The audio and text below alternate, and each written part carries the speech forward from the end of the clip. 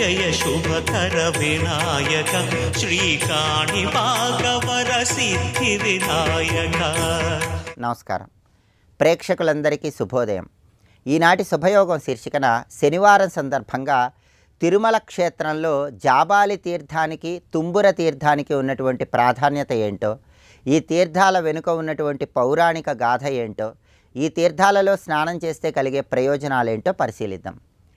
తిరుమల కొండ మీద జాబాలి తీర్థానికి అక్కడ ఉన్నటువంటి ఆంజనేయ స్వామి వారికి ఉన్నటువంటి ప్రాధాన్యతను మనం పరిశీలించినట్లయితే వెంకటాచల మహత్యంలో ఈ జాబాలి తీర్థ ప్రాధాన్యత గురించి చెప్పారు. ఒకానొక సమయంలో జాబాలి అనే పేరు కలిగిన మహర్షి ఈ జాబాలి తీర్థ పరిసర ప్రాంతాల్లో ఆశ్రమాన్ని నిర్మించమని తన శిష్యులకు చెప్తాడు. శిష్యులకు అలా చెప్పి జాబాలి మహర్షి ధ్యానంలో ఉన్నప్పుడు శిష్యులందరూ కూడా ఆశ్రమాన్ని నిర్మిస్తున్న తరుణంలో ఒక కోతి వచ్చి అక్కడ ఆశ్రమ నిర్మాణానికి విశేషంగా సహాయం చేస్తుంది. ఆశ్రమ నిర్మాణం చాలా త్వరగా పూర్తయిపోతుంది. జాబాలి మహర్షి ధ్యానం నుంచి బయటకు వచ్చి ఇంత త్వరగా ఆశ్రమ నిర్మాణం ఎలా పూర్తి చేశారు అని అడిగిన తరుణంలో శిష్యులందరూ కూడా ఒక కోతి వచ్చి అద్భుతంగా సహాయం చేసిందని, ఆ కోతి సహాయం చేయటం వల్లే త్వరగా ఆశ్రమ నిర్మాణం పూర్తయిందని పలుకుతారు.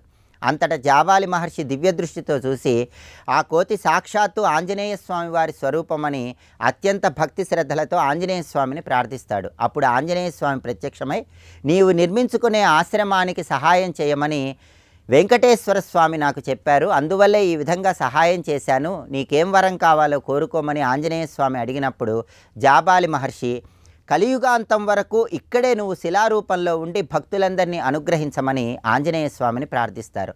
అంతటా జాబాలి మహర్షి ప్రార్థన మేరకు అక్కడే ఆంజనేయ స్వామి వారు శిలారూపంలో నిలిచిపోయారని వెంకటాచల మహత్యం మనకు తెలియజేస్తుంది. అందుకే తిరుమల క్షేత్రానికి వెళ్ళినప్పుడు జాబాలి తీర్థం దగ్గర ఉన్నటువంటి ఆంజనేయ స్వామి వారిని దర్శనం చేసుకుంటే ఆంజనేయుడి సంపూర్ణమైన అనుగ్రహం కలుగుతుంది. అగస్త్యుడు కూడా ఆయన భార్య లోపాముద్రతో కలిసి జాబాలి తీర్థం దగ్గరకు వచ్చి అక్కడ ఆంజనేయ స్వామి వారిని దర్శనం చేసుకోవటం ద్వారా విశేషమైన ప్రయోజనాలు పొందాడని వెంకటాచల మహత్యంలో చెప్పారు.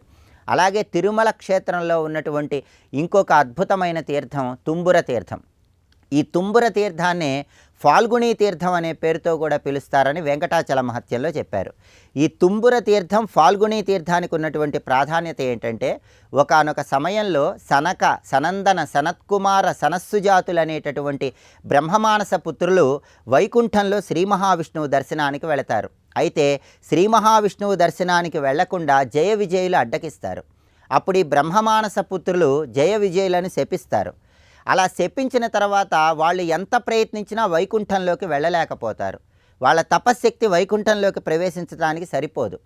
అంతటా ఈ బ్రహ్మమానస పుత్రులు విష్ణుమూర్తిని ప్రార్థిస్తే జయ విజయులను శపించటం వల్ల మీ తపశ్శక్తి ప్రభావం తగ్గిందని ఫాల్గుణ మాసంలో వెంకటాచలంలో ఉన్నటువంటి ఒక ప్రత్యేకమైనటువంటి తీర్థంలో నెల రోజులు కూడా స్నానం చేసి తపస్సు ఆచరించమని విష్ణుమూర్తి బ్రహ్మమానస పుత్రులకు చెప్తాడు. అప్పుడు బ్రహ్మమానస పుత్రులు ఫాల్గుణ మాసంలో తిరుమల కొండ మీద ఉన్నటువంటి ఒక ప్రత్యేకమైన తీర్థంలో 30 రోజుల పాటు స్నానాన్ని చేసి తిరిగి తమ తపశ్శక్తిని పొందారని వెంకటాచల మహత్యంలో చెప్పారు. ఫాల్గుణ మాసంలో వాళ్ళు స్నానం చేసినటువంటి ఆ తీర్థాన్ని ఫాల్గుణీ తీర్థం అనే పేరుతో పిలుస్తారు.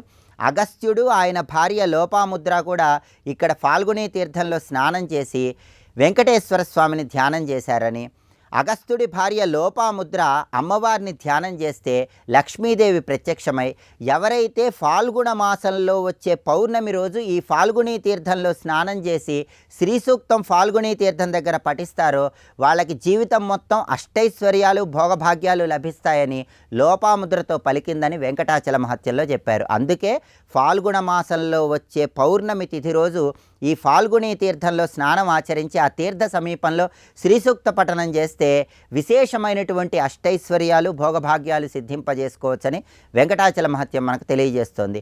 అలాగే ఒకానొక సమయంలో తుంబురుడు కూడా వైకుంఠానికి వెళ్ళినప్పుడు శ్రీ మహావిష్ణువు తుంబురుడి గురించి పట్టించుకోని తరుణంలో తుంబురుడు కొద్దిగా బాధపడినప్పుడు తుంబురుడికి విశేషమైనటువంటి అనుగ్రహాన్ని కలిగింపజేయటానికి శ్రీనివాసుడు స్వయంగా ఒక ప్రత్యేకమైన తీర్థంలో తిరుమల కొండ మీద స్నానం ఆచరించమని చెప్పాడని, ఆ తీర్థమే ఫాల్గుణి తీర్థమని, ఆ తీర్థంలో తుంబురుడు స్నానాన్ని ఆచరించడం ద్వారా ఆ విష్ణుమూర్తి వెంకటేశ్వర స్వామి అనుగ్రహం సులభంగా పొందాడని కూడా వెంకటాచల మహత్యంలో చెప్పారు. అందుకే ఫాల్గుణి తీర్థానికి తుంబుర తీర్థం అనే పేరు వచ్చింది.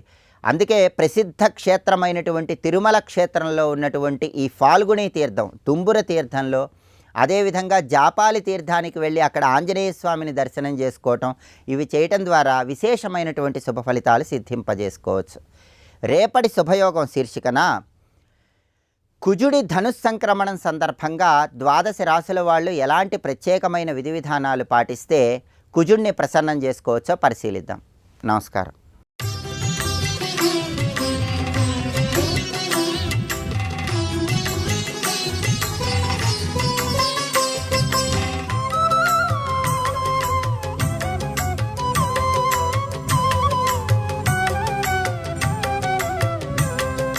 స్వాహా స్వధా మతిర్మేధ తుష్టి పుష్టిర్మతిర్ధృతి అక్కడ వస్తుంది ఇవిడ. అందుకే పుష్టి తుష్టి అంటే లలితలో కూడా ఈ ప్రకృతి నామాలన్నీ ఉన్నాయని దీన్ని బట్టి తెలుస్తుంది. ఈశాన పత్ని సంపత్తి, ఈశ్వరుడు యొక్క పత్ని సంపత్తిట. ఈశానుడు అంటే ఈశాన దిక్కధిపతి, ఆయన పత్ని సంపత్తి. ఇందులో ఉన్న ఔచిత్యం చూడండి. ఈశానుడు అంటే రూలర్కి సంపద ఉండాలి. అందుకే సంపద కలగవాడే రూల్ చేయగలడు, అది కూడా అర్థం. అందుకే ఈశానుడి భార్య సంపత్తి, ఔచిత్యం అది తెలుసుకోవాల్సింది ఇందులో. ధృతి కపిల పత్ని చ, ధృతి అంటే ధృతి అనబడే ఒక శక్తి, ధైర్యము. ఇది కపిలుని యొక్క భార్య, కపిలాచార్యుని యొక్క భార్య అన్నారు. కపిలుడు అంటే తేజస్సు అనగా జ్ఞానము అని అర్థం ఇక్కడ. అలాగే సత్యపత్ని సతీ ముక్తై పూజిత, సత్యుని యొక్క భార్య సతీదేవి. అలాగే మోహుని యొక్క భార్య దయ అన్నాడు ఇక్కడ.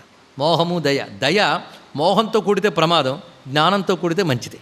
మోహపత్ని దయ అన్నారు. అలాగే పుణ్యపత్ని ప్రతిష్ఠ. పుణ్యం అంటే పవిత్రమైన పని, దానివల్ల వచ్చే నిలుకడ ప్రతిష్ఠ, అది ఇక్కడ వివరిస్తున్నారు. సుకర్మపత్ని సంసిద్ధ, ఇక్కడే తెలుస్తున్నది పేర్లలో ఔచిత్యం. సుకర్ముడు అనేవాడికి భార్య సిద్ధి అనేది. అంటే అర్థం ఏంటి? సత్కర్మకి శక్తి సిద్ధి, అందుకు ఆ మాటలో అర్థం ఇది. క్రియ ఉద్యోగపత్ని చ, ఉద్యోగుడు అనేవాడి భార్య క్రియాట. అంత బాగున్నది చూడండి. ఉద్యోగం అంటే ప్రయత్నం అనే దానికి క్రియ ఉంటేనే కదా, ఊరికిన ప్రయత్నం వల్ల ఏంటి? ప్రయత్నం కార్యరూపంలో కనబడాలా. అందుకే కార్యరూపిణి భార్య, ప్రయత్నము భర్త. ఆ భర్త భార్య అనే విషయం చెప్పడంలో ఇప్పుడు తెలుసుకోవాలి. అంటే మన లోకంలో భార్యాభర్తల్లో కాదు, ఇవన్నీ కూడా ఒక శక్తి, అది ఎవరిని ఆధారం చేసుకున్నదో అది. ఆ రెండు భార్యాభర్తలుగా చెప్తున్నారు. అందుకు ఉద్యోగుడి భార్య క్రియ. అదేవిధంగా అధర్ముడి భార్య ఒకటి ఉందిట, వాడు ఉన్నాడు, అది శక్తే. ప్రపంచంలో అది శక్తి, ఇది శక్తే. కొట్టడము శక్తే, లాలించడము శక్తే. కోసేది శక్తే, రక్షించేది శక్తి, అన్నీ శక్తి. శక్తి అంటే అమ్మవారిగా. అయితే పాపాత్ముల దగ్గరికి వచ్చేటప్పుడు శక్తి నెగిటివ్ ఫోర్స్గా వెళ్తుంది, పుణ్యాత్ముల వద్దకు శక్తి పాజిటివ్గా వెళ్తుంది. కానీ రెండు శక్తులే. ఇప్పుడు అధర్ముడి భార్య మిథ్య అన్నాడు. అంటే ఎక్కడ అధర్మం ఉంటే అక్కడ మిథ్య ఉంటుంది. మిథ్య అంటే కపటం లేదా ఒకదానికోటి అసత్యము అని అర్థం. ఈ మిథ్య అనేది ఎక్కడ దొరుకుతుందయ్యా అంటే కృతయుగంలో అసలు కనబడదుట, త్రేతాయుగంలో సూక్ష్మంగా ఉంటుందట, ద్వాపర యుగంలో సగం కనబడుతుందట, కలియుగంలో అది తప్ప మరొకటి కనబడుతుందట. మొగుడితో కాస్త తిరుగుతుంటుంది మహాపతివ్రత. ఆవిడకు తమ్ముడున్నట్టండి. ఎందుకంటే శాలకో గృహనాశక అని బావమనది ఉంటే ఇంటిని తగలబెట్టగలట, వాడున్నాడు అక్కడ. వాడెవడయ్య అంటే కపటేన సమభ్రాత్ర. ఈ అబద్ధం అనేది కపటుడు అనే తమ్ముడితో కలిసి. దీన్ని బట్టి చూస్తే సృష్టిలో ఒక గుణము, ఒక భావము, దీన్నే పెర్సానిఫై చేసి చూపిస్తున్నారే తప్ప వీళ్ళందరూ ఒకానొక దేవతలు ఏదో లోకంలో ఉంటారని కాదు. ఇవన్నీ గుణములు, శక్తులు, ఇవి ఉన్నాయి ప్రపంచంలో. అంటే అమ్మవారి రూపాలే ఇవన్నీ కూడా. నువ్వు దేన్ని ఉపాసన చేస్తే ఆ శక్తి నీకు వస్తుంది. నువ్వు అధర్మాన్ని ఉపాసన చేస్తే వాడి భార్య, వాడి తమ్ముడు కూడా నీ దగ్గరికి వస్తాడు. అందుకే అధర్మ ఉపాసన చేయకూడదు. నెగిటివ్ ఫోర్స్ ఉన్న వాళ్ళ దగ్గరికి ఇవే వస్తాయి. పాప సంస్కారాలు ఉన్న వాళ్ళ దగ్గరికి వస్తాయి. కొన్ని పురుగులు ఎక్కడ మాలిన్యం ఉంటే అక్కడికి వస్తాయి. మాలిన్యం లక్షణం చేత పురుగులు ఉత్పన్నమవుతున్నాయి, కనుక పాప లక్షణం చేత ఇవన్నీ వస్తున్నాయి. ఇది తెలుసుకోవాల్సింది. కలో మహాప్రగల్భాచ సర్వత్ర వ్యాపిక బలాత్. కలిలో చాలా విచ్చలవిడిగా కనబడే తల్లి మిథ్యాదేవి. ఇక సుశీలుడు అనేబడేవాడు కూడా ఉన్నట్ట. వాడికి 2 భార్యలు, శాంతి, లజ్జ. అంత బాగున్నాయి చూడండి. సుశీలం, మంచి శీలం ఉంటే వీళ్ళిద్దరూ ఉంటారట. ఎవరు? శాంతి, లజ్జ, వీళ్ళిద్దరూ కూడా. అలాగే జ్ఞానుడుకు 3 భార్యలు ఉన్నాయట. తిస్రో భార్యాశ్చ బుద్ధి, మేధా, ధృతి. జ్ఞానుడి భార్యలు బుద్ధి, మేధా, ధృతి. అలాగే మూర్తి అనేవాడి యొక్క భార్య ధర్మ, ధర్మపత్ని మూర్తి, ధర్ముడి భార్య మూర్తి అని చెప్పబడుతున్నది. ఈమె యొక్క సంతానమే నరనారాయణులు, ధర్ముడి భార్య మూర్తి. అలాగే కాలాగ్నిరుద్రపత్ని చ నిద్రాసా సిద్ధయోగిని, సిద్ధయోగిని నిద్రాదేవి, ఇప్పుడు కాలాగ్నిరుద్రుడి యొక్క భార్య. నేను ఆ తల్లిని ఉపాసిస్తున్నానండి అంటారు కొంతమంది పాపం, నిద్రాదేవిని. ఈవిడ అవసరమే, కాలాగ్నిరుద్రపత్ని. అలాగే కాలునికి 3 భార్యలు ఉన్నట్టండి. ఎవరో వాళ్ళు చూడండి, సంధ్యా రాత్రి దినం. ఈ చెప్పడంలోనే మొత్తం ప్రపంచాన్ని ఎలా దర్శిస్తున్నాడు భారతీయ మహర్షి. ఇది చూడండి ఇక్కడ. కొందరికి పాపం కథలు కాకరకాయలు రాలేదని తలలు గోక్కున్న వాళ్ళు, ఇటు అటు తిరిగి వాళ్ళు ఉంటారు. ఏం చేస్తాం కానీ ఎంత అద్భుతమైన జ్ఞానం ఇస్తున్నాడు ఋషి ఇక్కడ. కాలుడు అనబడేవాడికి 3 భార్యలట, సంధ్యా రాత్రి దినం. అలాగే లోభుడికి 2 భార్యలట, క్షుత్ పిపాస. లోభికి ఎక్కువ ఉంటాయి, ఎందుకంటే లోభికి ఎంత వచ్చినా చాలదు, ఇంకా కావాలి ఇంకా కావాలి, ఆ దాహం ఆ ఆకలి ఎక్కువ వాడికి. అందుకే క్షుత్పిపాసలు లోభిని భార్యలు అన్నారు ఇక్కడ. అదేవిధంగా అగ్ని యొక్క భార్యలు ప్రభాదాహిక. చూడండి, ప్రభాదాహిక అంటే వెలుగు వేడిమి, ఈ 2 అగ్ని యొక్క భార్యలు. అనగానే అగ్నిలో వచ్చే 2 శక్తులు అవి కూడా. అలాగే జ్వరుడు అనేవాడికి మృత్యు అనేటువంటి భార్య, కాలుడు కూతురిట. ఇక నిద్ర కన్యాచ తంద్రాస ప్రీతిరన్యా సుఖప్రియే వైరాగ్యస్య చ 2 భార్యే శ్రద్ధా భక్తిశ్చ పూజితే. వైరాగ్యుడు అనేవాడికి 2 భార్యలు, శ్రద్ధాభక్తి. అంటే శ్రద్ధాభక్తి ఉంటే వైరాగ్యం ఉంటుంది, వైరాగ్యం ఉంటే శ్రద్ధాభక్తులు ఉంటాయి. అదే ఆ చెప్పడంలో ఉన్నటువంటి అందం ఇది. అదితిర్దేవమాతాచ, దేవతల తల్లి అదితిదేవి, ఇవే కళాంశ. అలాగే దితిదేవి, కద్రు వినతలు, వీళ్ళందరూ అమ్మవారి యొక్క కళాంశలు. ఇంకొకటి సురభీచ గవాం ప్రసూహు, సురభీదేవిని వివరించారు. అంటే గోమాత సురభి. ఈ తల్లి గోవుల వద్ద ఉంటుంది కనుక గోవుల దగ్గర సురభీదేవిని ఉపాసన చేయాలి. సర్వం శ్రీ జగన్మాతృ చరణారవిందార్పణమస్తు. స్వస్తి.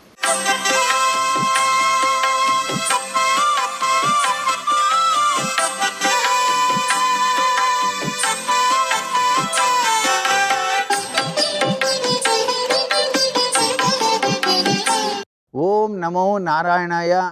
ఓం నమః శివాయ. శ్రీమాత్రే నమః.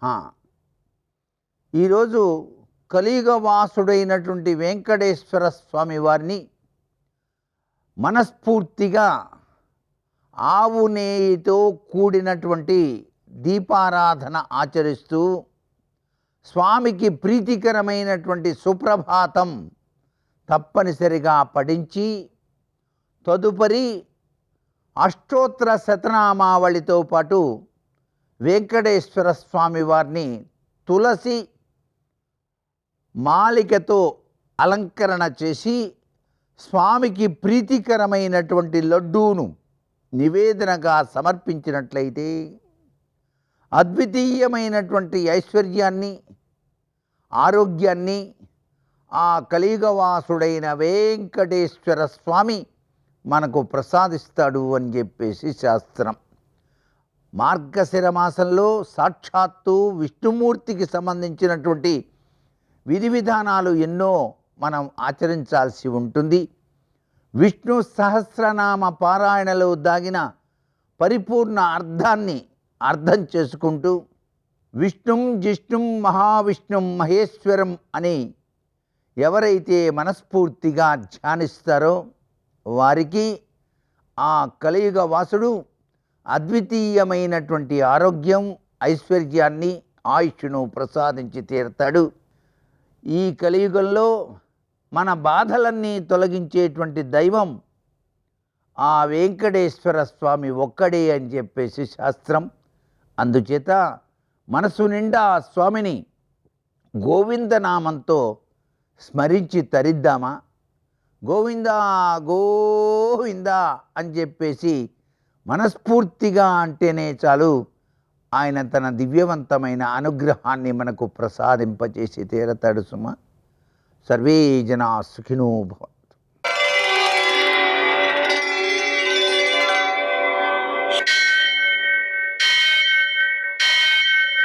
सहस्रशीर्षं देवं विश्वाक्षं विश्वशम्भुवं विश्वं नारायणं देवमक्षरं परमं पदं विश्वतः परमां नित्यं विश्वं नारायणगुं हरिं विश्वमेवेदं पुरुषस्तद्विश्वमुपजीवति पतिं विश्वस्यात्मेश्वरं शाश्वतं शिवमच्युतं नारायणं महाज्ञेयं विश्वात्मानं परायणम् सूर्यशौर्यमथेन्दुरिन्द्रपदवी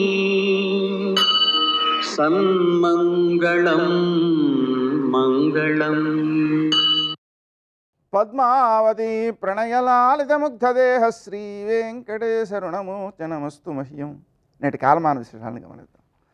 స్వస్తి శ్రీ చాంద్రమాన విశ్వావసనామ సంవత్సరం దక్షిణాయనం హేమంత ఋతువు మార్గశిర మాసం కృష్ణపక్షం శనివారం. సూర్యోదయం 6:37 సూర్యాస్తమయం 5:37. తిథి విధియ రాత్రి 9:29 వరకు. నక్షత్రం మృగశిర ఉదయం 8:50 వరకు. తరువాత ఆర్ద్ర తెల్లవారుజామున 6:13 వరకు. వర్జం సాయంకాలం 4:19 నుంచి 5:44 వరకు. దుర్ముహూర్తం ఉదయం 6:37 నుంచి 8:05 వరకు. అమృతకాలం రాత్రి 9:18 నుంచి 10:44 వరకు. రాహుకాలం శనివారం కాబట్టి ఉదయం 9 నుంచి 10:30 వరకు. అష్టగవర్గ రీత్యా శుభప్రదమైన సమయం ఉదయం 11 గంటలకి. నేటి విశేషం శనివారం. శనివారం రోజున మనం సూర్యోదయానికి ముందే నిద్ర లేవాలండి. ముఖ్యంగా దుర్ముహూర్తంతో ప్రారంభమవుతుంది శనివారం. సూర్యోదయంతో దుర్ముహూర్తం ప్రారంభమవుతుంది. అందుకని సూర్యోదయానికి ముందే నిద్ర లేచి తీరాలి. పిల్లలకు కూడా అది అలవాటు చేయాలి. అలాగే సూర్యోదయానంతరం శివునకు 1 కేజీ నువ్వుల నూనెతో అభిషేకం చేయడం, 1/2 కేజీ నల్ల నువ్వులతో పూజ చేయడం, వాటిని ఆవులకు సద్వినియోగం చేయడం. అంటే నూనెని సద్వినియోగం చేయడం ఎలాగా అంటే నూనెలో పసుపు వేసి ఆవులకు ఒళ్ళంతా పట్టిస్తే సద్వినియోగం అవుతుంది. అలాగే నువ్వులు ఆవులకి ఆహారంగా అందిస్తే మంచిది. అలాగనే హనుమాన్ చాలీసా పారాయణ, తమలపాకులతో పూజ చేయడం, అలాగే సింధూరంతో పూజ చేయడం, అప్పాలు నివేదన చేయడం, హనుమాన్ చాలీసా పారాయణ చేయడం, ఇవన్నీ కూడా గ్రహదోషాలను నివారిస్తాయి. వెంకటేశ్వర స్వామికి శనివారం ప్రీతికరం కాబట్టి ఆయనకి దీపారాధన చేయడం ద్వారా మనం గ్రహదోషాలని జయించగలుగుతాం. నేటి ఆణిముత్యాలు.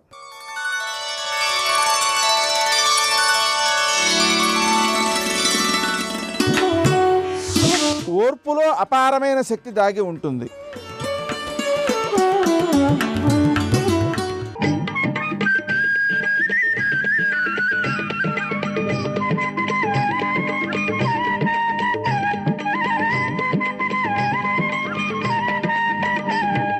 సుబ్రహ్మణ్యం సుబ్రహ్మణ్యం షణ్ముఖనాథ సుబ్రహ్మణ్యం సుబ్రహ్మణ్యం సుబ్రహ్మణ్యం షణ్ముఖనాథ సుబ్రహ్మణ్యం. వాయువు గట్టిగా వీచి విత్తరీయం జారిందనుకోండి, బుద్ధుందా లేదా అన్నాడు అనుకోండి, మెల్లగా వెయ్యాలి. ఏమంత మెల్లిగా వీస్తున్నావు అన్నాడు అనుకోండి, గట్టిగా వెయ్యాలి. అంతేకాని మనం ఎలా ప్రకృతికి వశమై ఉంటామో అలా ఆయన ఉండడు. ప్రకృతి ఆయనకి వశమై ఉండాలి. అది రాక్షసత్వం అన్న మాటకు అర్థం. అంటే ఈశ్వర శాసనాన్ని తిరగరాస్తాడు, తనకి అనుకూలంగా మార్చుకుంటాడు. ఆ మాటకు అర్థం ఏమిటంటే హద్దు లేని భోగాపేక్ష. ఈ శరీరంతో అన్ని భోగాలను అనుభవిస్తాడు, దానికి సృష్టి నియమాలు మారుస్తాడు. ఇప్పుడు ఆ స్థితికి తారకాసురుడు చేరిపోయాడు. చేరిపోతే మనుష్యులకే కాదు దేవతలకు కూడా ఇబ్బంది వచ్చింది. ఇది సమస్త లోకములకు ఇబ్బంది వచ్చింది. ఎందుకని? వేదములు చదువుకునేవాడు లేడు, వేదాలు చదివితే ఆయన ఒప్పుకోడు. గోవుల్ని పూజించకూడదు ఆయన ఒప్పుకోడు. యజ్ఞయాగాదులు చెయ్యకూడదు. మనం హవిస్సు ఇస్తే కదులు దేవతలకి కడుపు నిండడం. హవిస్సు లేదు కాబట్టి దేవతలకు అన్నం లేదు, ఉపవాసం. వాళ్ళు వర్షం కురిపిద్దామంటే వాళ్ళ చేతిలో లేదు.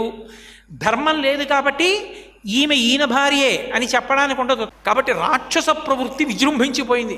3 లోకములు తల్లడిల్లిపోతున్నాయి. 3 లోకములు తల్లడిల్లిపోతుంటే దేవతలందరూ మొట్టమొదట ఎవరిని అడుగుతారంటే, ఇబ్బంది వస్తే బ్రహ్మగారిని అడుగుతారు. ఎందుకు అడుగుతారంటే ఆయన సృష్టికర్త, ఆయనకు అన్నీ తెలుస్తాయి. ఆయనే సాధారణంగా వరాలు ఇస్తూ ఉంటాడు. అందుకని దేవతలందరూ అడిగారు, అయ్యా ఈ తారకాసురుడి బాధలు పడలేకపోతున్నాం, ఎప్పుడు మరణిస్తాడు అని అడిగారు. ఆయన అన్నాడు, ఏమీ లేదు, పార్వతీ పరమేశ్వరుల మధ్య అనురాగం అంకురించాలి, మళ్ళీ అమ్మవారు పుట్టాలి. పుట్టి వాళ్ళిద్దరి మధ్య అనురాగం అంకురిస్తే ఆ అంకురించినటువంటి అనురాగం చేత వాళ్ళకు కొడుకు పుడితే ఆ కొడుకు దేవసేనకి ఆధిపత్యం వహించి ఒక్క బాణం వేస్తే చాలరా తారకుడు పరమిస్తాడన్నాడు. ఓ అంతే కదా, పరమ సంతోషం. ఏముంది, ఇప్పుడు పార్వతీదేవి పుట్టేసింది హిమవంతుడికి కుమార్తెగా. ఆయన బ్రహ్మచారిగా వచ్చేసాడు, తన పెళ్లి తానే చెరిపేసుకున్నాడు. పార్వతీ పరమేశ్వరులు ఇద్దరికీ కళ్యాణం అయిపోయింది, ఇద్దరూ సంతోషంగా ఉన్నారు. ఇప్పుడు వాళ్ళకు కొడుకు పుట్టాలి, వాళ్ళిద్దరూ సంతోషంగా కాపరం చేయడం అన్న మాటకు అర్థం ఏంటో తెలుసా? పార్వతీ పరమేశ్వరుల కాపరం అంటే యోగిని యోగుల యొక్క కాపరం. రామకృష్ణ పరమహంస శారదాదేవుల యొక్క కాపరం అది. జగత్తంతా వాళ్ళ బిడ్డలే, వాళ్ళు యోగిని యోగిగా ఉంటారు, యోగమునందు రమిస్తూ ఉంటారు. వాళ్ళకి శారీరకమైనటువంటి సుఖమునందు అపేక్ష, పుత్ర సంతానాన్ని పొందాలన్న కోరికే లౌకిక ధర్మములు పరమేశ్వరుని యందు అన్వయము కావు, అందుకని ఆయనకు ఉండదు.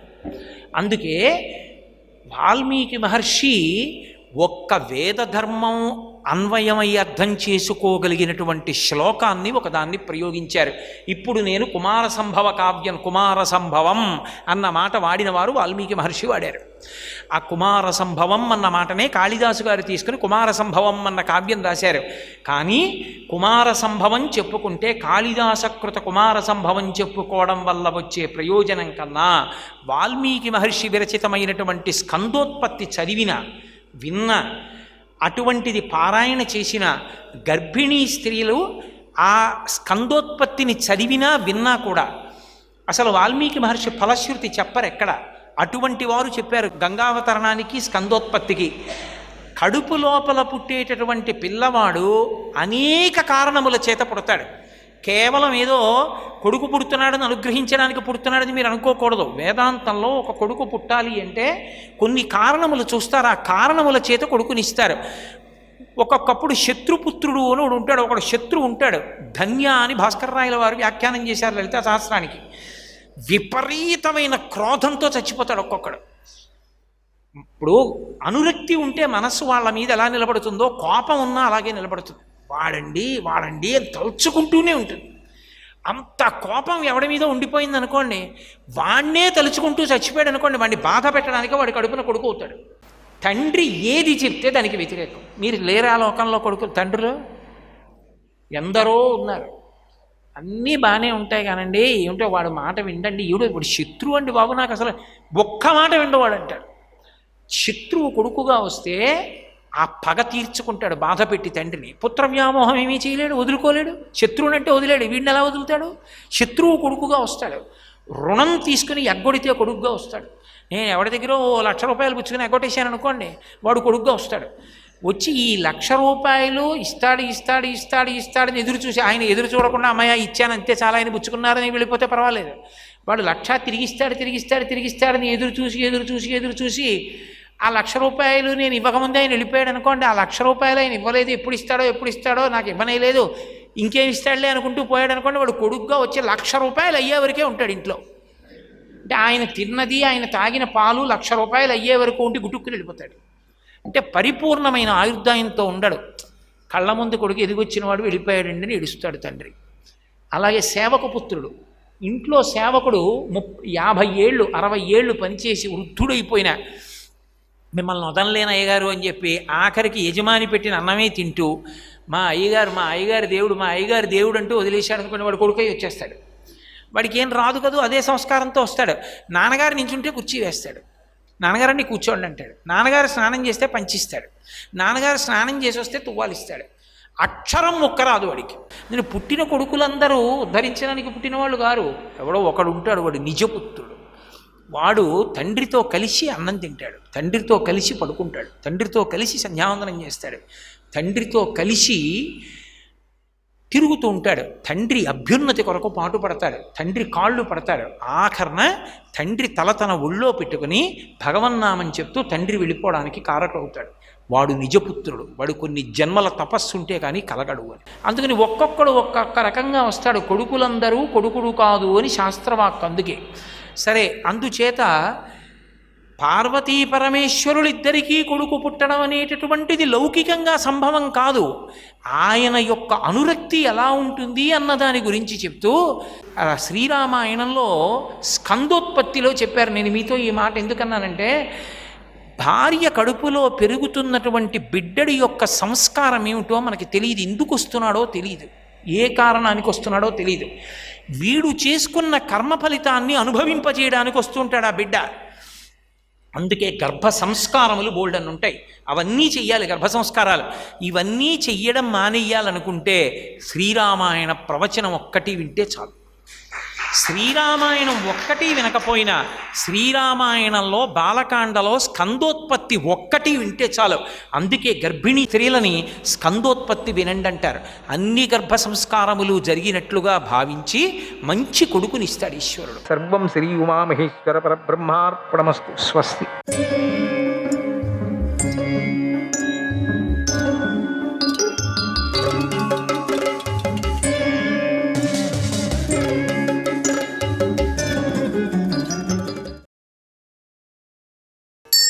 వ్యాసాయ విష్ణురూపాయ వ్యాసరూపాయ విష్ణవే నమో వై బ్రహ్మనిధయే వాసిష్ఠాయ నమో నమః. శ్రీకృష్ణాయ పరమాత్మనే నమః. శ్రీవేదవ్యాసాయ నమః. ఈరోజు మనం శకుంతల దుష్యంతుల గాంధర్వ వివాహాన్ని మనం పారాయణం చేసుకుందాం. దుష్యంతుడు శకుంతలతో ఇలా అంటున్నాడు, ఓ కళ్యాణి, నీ కథ విన్నాక ఇప్పుడు నాకు నువ్వు రాజపుత్రికవని తెలిసింది. అన్ని కథలంతా ఆ బ్రాహ్మణుడికి చెప్పేటప్పుడు, తన నాన్నగారు చెప్పేటప్పుడు అన్నీ చెప్పింది కదా. సాకు నాన్నగారు చెప్పేటప్పుడు నిజమైన నాన్న ఎవరు అని చెప్పింది కదా. రాజర్షి బ్రహ్మరూపమైనటువంటి విశ్వామిత్రుడు అని అన్నీ చెప్పింది కదా. అప్పుడు అర్థమైంది, ఓహో నువ్వు అయితే క్షత్రియ కన్యవు అని. అప్పుడు ఇతనికి ఇంకా లైన్ బాగా కుదిరింది. అంటే ఏది పట్టాలు కుదిరినట్టుగా అంత ఏమీ ప్రాబ్లం లేకపోయినాక అయిపోయింది. అయితే నేను వివాహం చేసుకోవచ్చు కదా అని. కనుక నువ్వు నాకు భార్యవుక, ఎందుకంటే నువ్వు క్షత్రియ కన్యవే కాబట్టి నీకోసం నేనేం చేయాలో చెప్పు. ఆభరణాలు కావాలంటే ఇప్పుడే తీసుకొని వస్తాను. ఈ రాజ్యమంతా నీదే, నాకు భార్యవుక. వివాహాలలో గాంధర్వ వివాహం క్షత్రియులకు శ్రేష్టమైనది. గాంధర్వ విధి ప్రకారం నన్ను పెళ్ళాడు అన్నాడు. శకుంతల, ఓ రాజా, నా తండ్రి పండ్లు తేవటానికై వెళ్ళాడు. ఒక్క ముహూర్త కాలం ఉండు, ఇప్పుడే వచ్చేస్తాడు. ఆయనే నన్ను నీకు ఇస్తాడు. ఆయనే ఇస్తాడు నన్ను. ఆయన నన్ను ఎవరికి ఇస్తే అతడే నాకు భర్త అవుతాడు. స్త్రీని కౌమారంలో తండ్రి రక్షిస్తాడు, యవనంలో భర్త రక్షిస్తాడు, ముసలితనంలో పుత్రుడు రక్షిస్తాడు. స్త్రీకి గల స్వేచ్ఛ విషయంలో ధర్మం ఇలా చెప్పబడింది అంది. దుష్యంతుడు, ఓ సుందరి, నా మీద దయ చూపించు. కణమ మహర్షి దయగలవాడు, ఆయన ఒప్పుకుంటాడు అని శకుంతలకు గల భయాన్ని తొలగించటానికి ప్రయత్నం చేశాడు. ఈ నీతి ముందు చెప్పిందే శకుంతల. తండ్రి రక్షిస్తాడు, భర్త రక్షిస్తాడు, తర్వాత కొడుకు, ఇట్లా ఆ నీతి చాలా అద్భుతమైనటువంటి నీతి. అది అందరికీ కావలసినటువంటి నీతి. శకుంతల, రాజా, విప్రులకు కోసమే ఆయుధం. ప్రత్యేకించి అంటే ఆ విప్రులకు ఎటువంటిది ఆయుధం? కోపమే ఆయుధం. వాళ్ళ కోసమే పెట్టినటువంటిది కోపం అనేటువంటిది. ప్రత్యేకించి వారు చేతులతో ఆయుధాలు పట్టుకోరు. అగ్నిదేవుడు తన తేజస్సుతో దహిస్తాడు, ఎందుకంటే వాళ్ళకి అంత శక్తి వచ్చి ఉంటుంది కూడా. సూర్యుడు తన కిరణాలతో దహిస్తాడు, రాజు దండాలతో దహిస్తాడు. అలాగే బ్రాహ్మణో మన్యునా దహేత్, బ్రాహ్మణుడు కోపంతో దహిస్తాడు. ఇంద్రుడు రాక్షసులను చంపినట్లుగా బ్రాహ్మణుడు కోపంతోనే చంపేస్తాడు అంది. దుష్యంతుడు, ఓ సుగుణవతి, స్వేచ్ఛగా నువ్వు నన్ను సేవించాలని కోరుతున్నాను. నీకోసమే నేను ఇక్కడ ఉన్నాను. నా మనస్సు నీ మీదే లగ్నమై ఉంది. కొన్ని సందర్భాల్లో స్వేచ్ఛగా నిర్ణయం తీసుకోవటంలో కూడా తప్పులేదు. అందులో కూడా ఒక ధర్మం ఉంది. ఆత్మనో బంధురాత్మైవ గతిరాత్మైవ చాత్మనః ఆత్మనో మిత్రమాత్మైవ తథాత్మ చాత్మనః పితా ఆత్మనైవాత్మనో దానం కర్తుమర్హసి ధర్మతః. తనకు తానే బంధువు, తనకు తానే దిక్కు, తనకు తానే మిత్రుడు, తనకు తానే తండ్రి. అందుచేత ధర్మ ప్రకారంగా తనను తాను దానం చేసుకోవచ్చు. ధర్మ ప్రకారంగా మొత్తం 8 రకాల వివాహాలు చెప్పబడ్డాయి. అవి బ్రాహ్మం అని ఒకటి, దైవతం అని ఒకటి, ఆర్షం అనే ఒకటి, ప్రాజాపత్యం అనేది ఒకటి, ఆసురం అనేది ఒకటి, గాంధర్వం అనేది ఒకటి, రాక్షసం అనేది ఒకటి, పైశాచం అనేది ఒకటి. ఇప్పుడు ఇవంతా లేదు కదా, ఒకటి రిజిస్టర్ అనేది ఒకటి ఉందంతే. ఇప్పుడు ఇంకేమీ లేదు. వీటిలో బ్రాహ్మం, దైవతం, ఆర్షం, ప్రాజాపత్యం అనే 4 విప్రులు ఆచరించటానికి తగినవిగా చెప్పబడ్డాయి. బ్రాహ్మం, దైవతం, ఆర్షం, ప్రాజాపత్యం, ఆసురం, గాంధర్వం అనే 6 క్షత్రియులు ఆచరించటానికి తగినవిగా చెప్పబడ్డాయి. వీటిలో రాక్షసం కూడా క్షత్రియులకు తగినదే.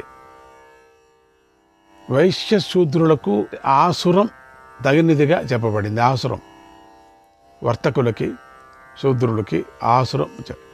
పైశాచ ఆసుర వివాహాలు మాత్రం ఎవరూ చేసుకోరాదు. ఇది ధర్మం చెప్పిన పద్ధతి. ఉత్తమమైనవి తగినవే చేసుకోవాలి కదా.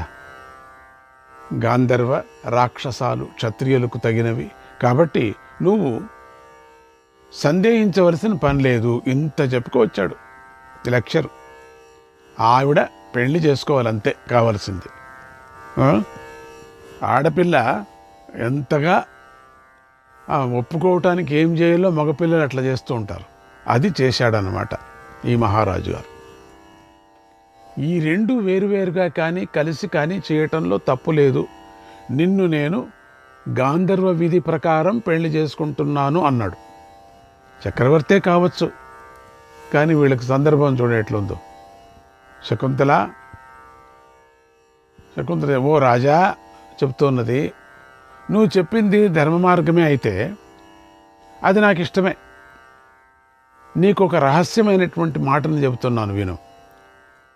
నీకు నాయందు పుట్టిన కుమారుడే నీ తర్వాత రాజు కావాలి. నాకు ఆ మాట ఇవ్వు. ఇందుకు నువ్వు ఒప్పుకుంటూనే మన పెళ్లి జరుగుతుంది అంది. అసలు ఈ పురాణాలన్నీ ఇట్లనే జరుగుతాయి, అన్నీ ఇట్లే జరిగాయి. దుష్యంతుడు, కళ్యాణి అలాగే మాట ఇస్తున్నాను. అపిచత్వాంఘి నేష్యామి నగరం స్వం శుచిస్మితే.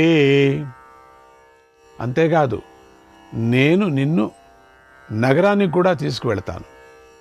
నువ్వు రాజమందిరంలో ఉండవలసిన దానివి. నేను నిజం చెబుతున్నాను అని దుష్యంతుడు శకుంతల పాణిగ్రహణం చేసి ఆమెతో కలిసి విహరించాడు, ఆనందించాడు. తర్వాత ఆమెతో, కళ్యాణి నన్ను నమ్ము, నీకోసం చతురంగ బలాలను పంపుతాను. అంటే అంత మర్యాదగా నిన్ను తీసుకొస్తానని అర్థం. నా దగ్గరకు నిన్ను రప్పించుకుంటాను అని మళ్ళీ చెప్పాడు. శకుంతల ఆయనకు నమస్కారం చేసింది. దుష్యంతుడు ఆమెతో, నిన్ను తప్పకుండా తీసుకువెళతాను, నా పుణ్యం మీద ఒట్టు అని మళ్ళీ చెప్పి వెళ్ళాడు. పుణ్యం మీద ఒట్టు ఉంటే అప్పుడు చక్రవర్తులు చెప్తే అంతే, ఇక మాట తప్పరు. దుష్యంతుడు కణముని గురించి ఆలోచిస్తూ నగరానికి చేరాడు. ఇటు కణ్వముని ఆశ్రమానికి వచ్చాడు. శకుంతల భయపడుతూ సిగ్గుపడుతూ ఉండటాన్ని గమనించి, ఓ పుత్రి, భయపడకు, జరిగింది చెప్పు అన్నాడు. ఎందుకు భయపడుతున్నావు, ఏం జరిగింది చెప్పు అని. శకుంతల సిగ్గుతో, తండ్రి, నేను ఇలీల పుత్రుడైనటువంటి దుష్యంత మహారాజును పతిగా వరించాను. ఆ పైన జరిగింది నువ్వు దివ్య దృష్టితో గ్రహించు, ఆయనకు అభయమిచ్చి అనుగ్రహించు అంది. కణ్వముని దివ్య దృష్టితో అంతా గ్రహించి, పుత్రి, గాంధర్వ వివాహం చేసుకున్నావు కదా, క్షత్రియులకు ఈ వివాహం తగినదే. మంచి భర్తను పొందావు, అలాగే నీకు మంచి పుత్రుడు కలుగుతాడు, అతడు ఈ భూమిని పాలిస్తాడు. శకుంతల, తండ్రి, దయ చూపించు, దుష్యంతుడిని అనుగ్రహించు అంది. కణ్వుడు, అమ్మాయి, నీకోసమే నేను అతడిపై కోపించటం లేదు. ఇప్పుడు నీ ఋతుకాలం సార్థకమైంది, ఇందులో నీ పాపం లేదు.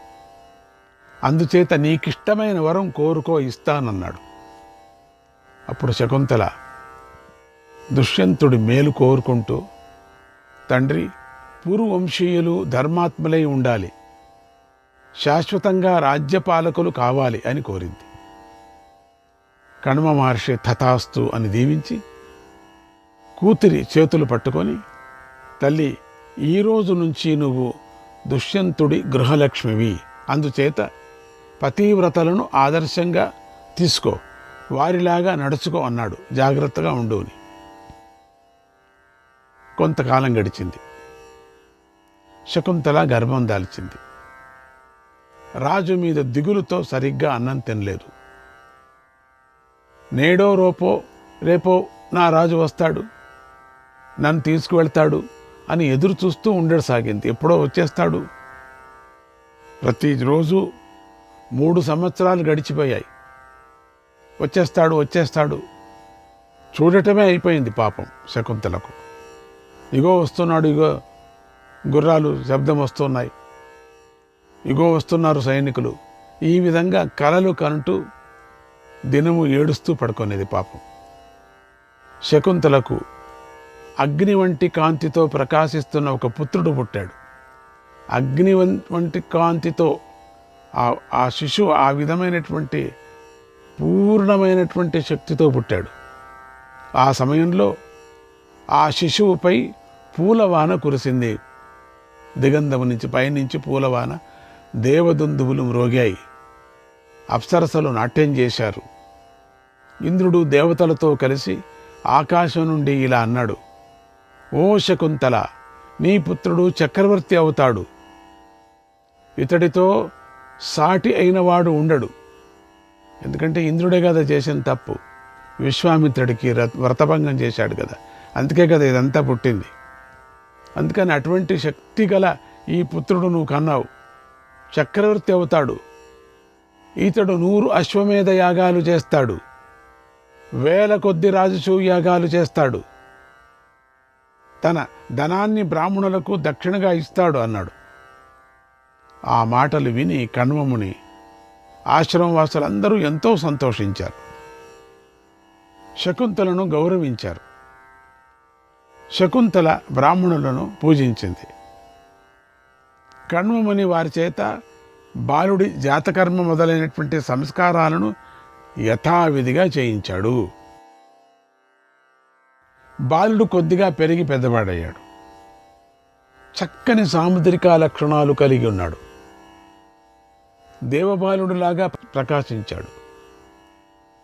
అతడికి 6 సంవత్సరాలు వచ్చాయి. అప్పటికే అతడు సింహాన్ని, వ్యాఘ్రాన్ని, వరాహాన్ని, మహిషాన్ని, ఏనుగు మొదలైన అడవి మృగాలను పట్టేసుకొని చెట్లకు కట్టేశాడు. అంత చిన్న వయసులోనే చూడండి. సింహం పైకి, పులులు పైకి ఎక్కి వాటిని లొంగదీశాడు. వాటితో ఆడుతూ పరిగెత్తాడు. యుద్ధంలో రాక్షసులను, పిశాచులను, శత్రువులను జయించాడు. ఒకనాడు ఒక దైత్యుడు బాలుడిపై పగబట్టి చంపాలని వచ్చాడు.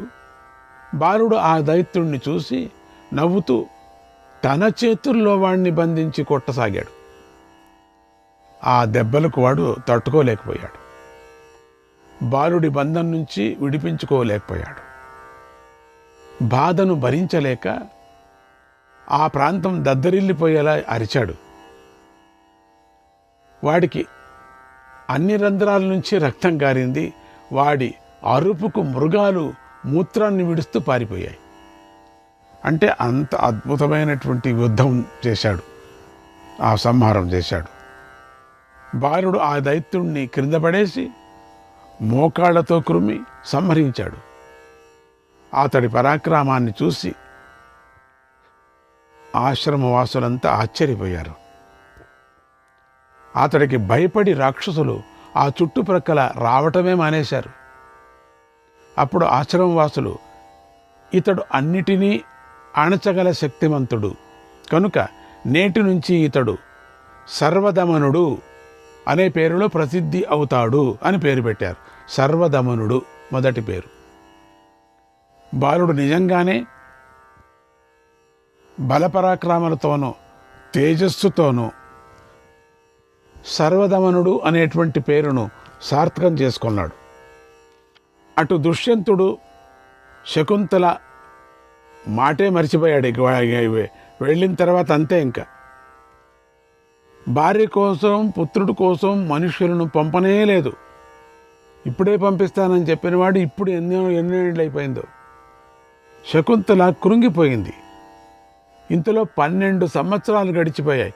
12 సంవత్సరాలైనా ఒక్క సమాచారం రాలేదు.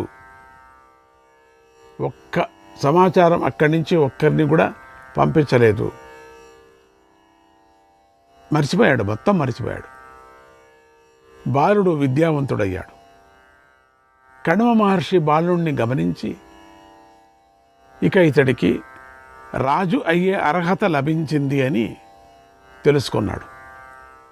శకుంతలతో, అమ్మాయి, ఇక నువ్వు భర్త వద్ద ఉండవలసిన సమయం వచ్చింది. నువ్వు భర్తను సేవించు కనుక ఆయన వద్దకు వెళ్ళు.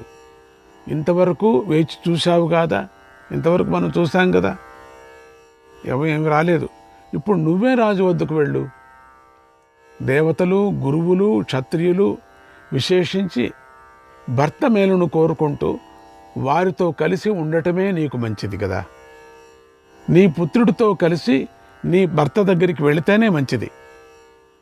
నా మాట ఎదురు చెప్పవద్దు అని అంటూ నా పాదాలపై ఒట్టు అని కణ్వుడు మనుముడి శిరస్సు మీద ముద్దు పెట్టుకొని బాలుడితో ఇలా అన్నాడు. నాయన, నీ తండ్రి చంద్రవంశంలో పుట్టిన దుష్యంతుడు. నీ తల్లి అతడికి పట్టపు రాణి. నీతో కలిసి నీ తండ్రి వద్దకు వెళ్ళాలని అనుకుంటోంది. నువ్వు అక్కడికి వెళ్ళగానే రాజుగారికి నమస్కారం చెయ్యి. నువ్వు యువరాజు అవుతావు. తర్వాత రాజుగారు నీకు రాజ్యాన్ని అప్పగిస్తాడు. నువ్వు ఆ రాజ్యాన్ని చక్కగా పాలించు. ఓ శకుంతల, నీకు మేలు చేసే నా మంచి మాటను విను. పతివ్రతా ధర్మాలను విడిచి నువ్వు ఏమీ సాధించలేవు. పతివ్రతా ధర్మాలను ఆచరిస్తేనే దేవతలు నీకు ప్రసన్నులై కష్ట సమయంలో నిన్ను ఆదుకుంటారు, నీకు వరాలిస్తారు. భర్త అనుగ్రహంతోనే పతివ్రతలు పుణ్యలోకాలను పొందుతారు. శ్రీకృష్ణాయ పరమాత్మనే నమః.